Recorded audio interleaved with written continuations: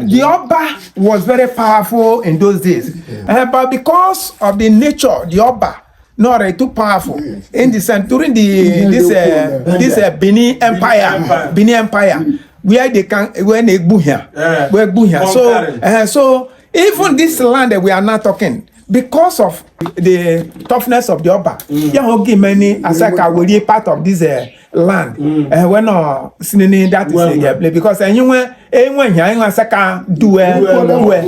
So that is the reason. So because of the powerful nature of the Oba, give many people who and of the Benin people who Sama were FND do.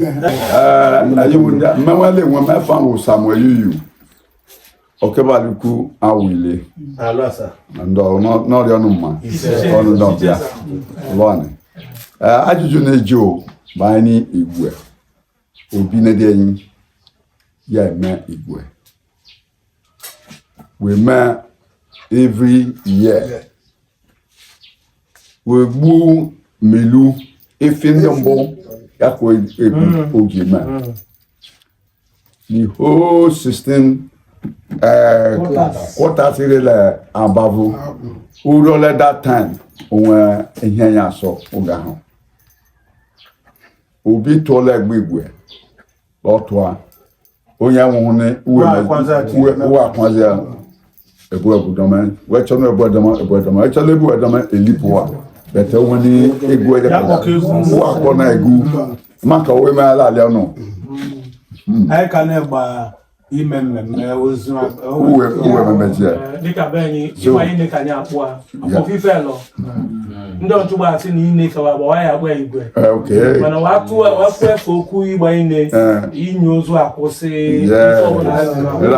record it then we measure then we me go on after 3 months we finish the igwe festival yakwen ekwenje ozu ya when I point that when I point I'm letting you know oh then that 3 months we okay so that you know normally you bunedi or nebudome after that 3 months before it to come up again okay so how much kaba ona gbagwa kaba no go yoju now another one Ugwefin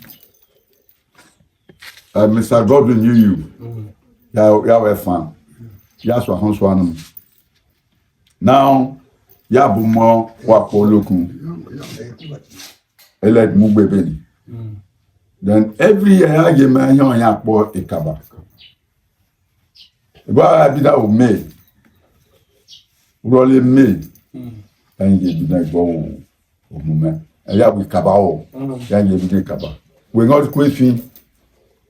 Yeah, both if you know, then the Muboye and Yezu. Then Olu Sate 20. Yeah, Melicon back by in Kewa where we do a side by side. They are quickly imago. Around Aquaito, Abekwa Bushi, Aquaito, no Quato, Elizabeth. We will be in the Okukwemi. Roller Dokupo, Yao, the festival, the Kayi Mela Abavo. Okay, go ahead see owe fisa. If like the one for go, okay, you will call me. E gba wa da do. Anyway me wa po Obanigbe.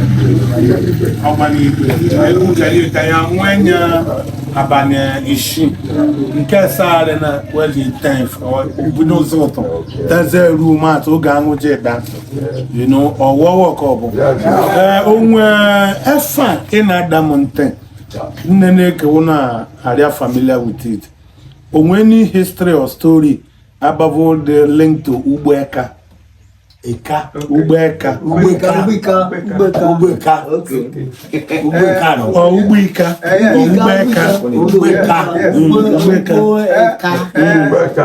Ela baba ne. Just que azaji jure ba. Ya o Ubeka. Ya ba ha we no eyi le. Ya ni baba no ye ya ma. Ndị edu na enyi lewe igba anọ. Okay. Webi ofenyi. Ya when aza Ugbeka. Ugbo ndị kakwe. Ya we settle. Okay. The meaning Ugbeka the meaning le webi. Lekala. Ndị binere there. Really azone. What refer to as ndị ugbo ndị kakwe. Yes. Onye wa akpọwa bụ Ugbeka. Yes. Ugbeka grammar school. Oge du na ego bia ya we na egwu tosoma. Ugbeka won we bia re gbole. Nwe igen secondary school about with certificate we gi bi grammar school of Ugbeka. Okay, nice one. But Yaho Odo Badan. Ele Yaho yan po osisi po Ekimi iri oke eyin lewe ele yes Yaho osisi oketepu ozebo wa ipu ozebo wa po yeleva iri ofien Eyin pa oketenjapa. oketepu ipu ozofu osi this way yaru ebewepo ogba ihe ndị awụ gị ka ogba efi maka na efi gabababe eri enyi gele ogbo ya na wene anyị na-egbo ogba ya na-akpa ogba okay. Amanya ogba na ọ bụ na ị chọrọ ime local fence. Yes. Ewu na ọ tọsị na iguru.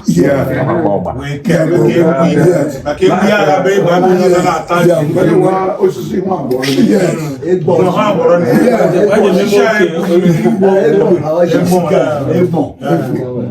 Nebiri efane dim wo namayo emare. Onye Jenny. Ya we fa Benin. Efa. But in 1975, listen, in 1975, so gange joining the primary 6. No, say I feel doing. I'm an inhumane. Why answering that name? So no, just I found my grandfather's name, Moka. Okay. Nedi Naza Moka before Nedi you want Zamayo. Because in nowhere, link with Roman. So I found one so obi just like like another overseas. Maybe somebody has Eugene. Bush. Yeah, going Bush. But maybe man the implication of that name. So that is the reason why some of them has FAU. The Oba was very powerful in those days. Oh no, man, no, okay, fine. But because of the nature, the Oba, not too powerful. In the during this Benin Empire, where they can when they buya. So even this land that we are not talking, because of the toughness of the Oba. Yeah, give many asaka will be part of this land. When sinning that is because anyone asaka do so that is the reason. So because of the powerful nature of the Oba, yeah, give many people and of the Benin people Zama were FND do. FND belong. To belong. You are Roman. Okay, yeah. It is by that nature because some family in Africa, and then it's all somebody else. Not that anyone will be. Okay, when you take a kidnap, you are already a okay, manipulation. Survival of the fittest. Okay, so my people, as if in case you've heard what we are discussing now. That ni efa ndi Benin aza today we fandi do Fandi Bini. Need the pop. The reason why this man we're not there for defense. We're not there for survivor. The majority is there found that no one survive. Oba and his troop then. Honorable and his suppression then. Then we wouldn't be. Okay. Okay. Iṣẹ́ àgbà ni.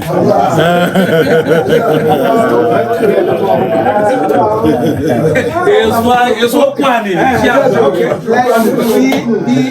The idea very about this the email Igwe. It's a borrowed a culture. Okay. And a culture on the Abavo. How? because he go the history only in Kebini. Yahwani where they made that culture, they made that Igwe festival. It's where in respect to one of the Oba's son. On one year mene. So free when because I want history book written by Garewa.